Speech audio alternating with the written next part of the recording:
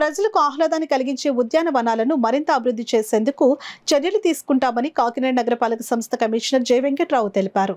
శుక్రవారం ఆయన కాకినాడ వివేకానంద పార్కును సందర్శించారు. అక్కడ చేపట్టాల్సిన అభివృద్ధి పనులు కల్పించాల్సిన సౌకర్యాలపై అధికారులతో చర్చించారు. పార్కు ఆవరణలోని పచ్చదనాన్ని, వాకింగ్ ట్రాక్, క్రీడా పరిసరాలను పరిశీలించారు. వివేకానంద పార్క్ వాకర్స్ అసోసియేషన్ సభ్యులు కమిషనర్ను కలిసి పలు అంశాలను ఆయన దృష్టికి తీసుకుని వచ్చారు.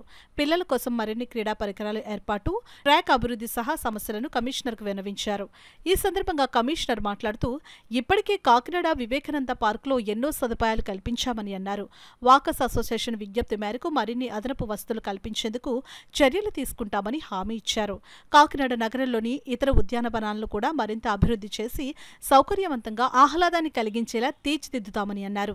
ఈ సందర్భంగా వివేకానంద పార్క్ పరిసరాల్లోని పింక్ టాయిలెట్లు, ఇతర ప్రాంతాల్లోని స్మార్ట్ పబ్లిక్ టాయిలెట్లను కూడా కమిషనర్ సందర్శించారు.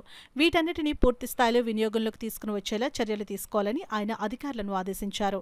అనంతరం డంపింగ్ యార్డ్ను కూడా సందర్శించారు. ఈ కార్యక్రమంలో ఆయన వెంట నగరపాలక సంస్థ superintendent engineer P Satyakumari, smart city SE P Venkatarao, EE Madhavi, DE Subbarao, AE Y Nageswararao, walkers association ప్రతినిధులు ఉన్నారు.